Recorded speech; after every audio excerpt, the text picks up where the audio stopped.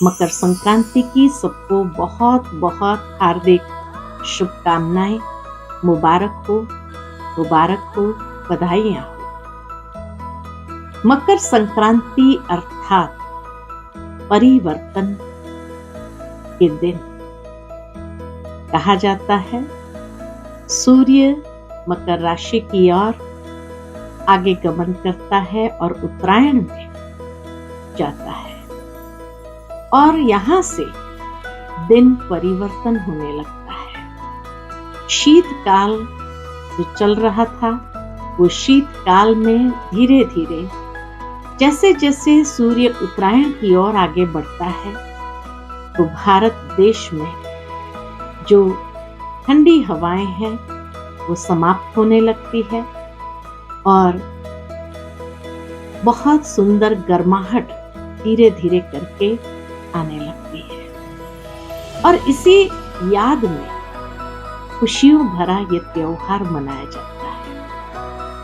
उत्तर भारत में कई स्टेट्स में इसको उत्तरायण भी कहते हैं, अर्थात कि जब लोग पतंग उड़ाते हैं और पतंग उड़ाते हैं तो ऊंची पतंग उड़े, सभी अपने अपने घरों की छत पर जाकर के बहुत खुशी के साथ ये पतंग उड़ाते हैं, सब मिलकर के भोजन खाते हैं और ये प्रतीक है हमारी आध्यात्मिक उन्नति का।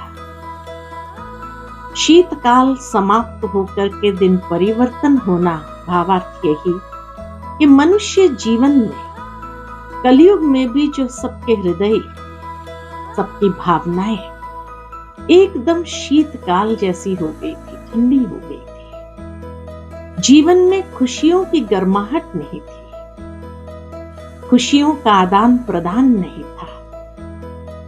तो ये शीत लहर को समाप्त करना, क्योंकि जब शीतकाल में होते हैं तो जरूर है कि जहां खुशी ही न हो, जीवन में उमंग उत्साह न हो, तो कई लोग डिप्रेशन के शिकार बनते हैं।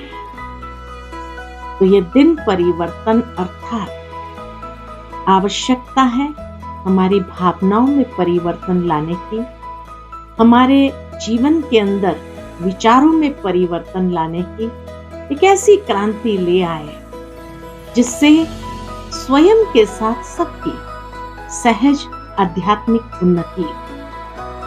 और इसीलिए पतंग को ऊंचा उड़ाते हैं कि खूब ऊंचा जीवन के अंदर उड़ो, उमंग उत्साह के पंख लगाकर उड़ो, हिम्मत और साहस के साथ ऊपर उड़ो, लेकिन डोर के साथ जरूर बंधे रहना।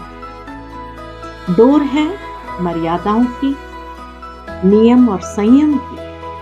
जीवन के अंदर नियम संयम जरूर बना रहे और इस डोर से बंद करके अपनी आध्यात्मिक उन्नति करो।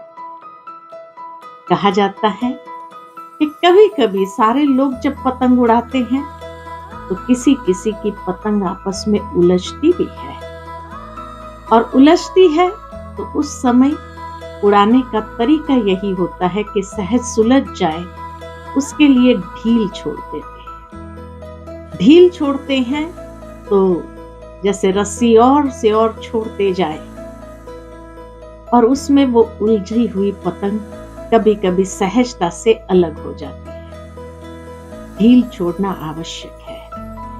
भावार्थ यही कि उस समय अगर कोई खींचने लगे पतंग को और उस डोर को तो कटने की संभावना होती है। अब ढील छोड़ने का मतलब है कि जीवन के अंदर कभी कभी बातें ऐसी होती है जो उलझने वाली हो, या कई बार बातें मनुष्य के मन को मनमुटाव या उमंग उत्साह खत्म करने वाली हो।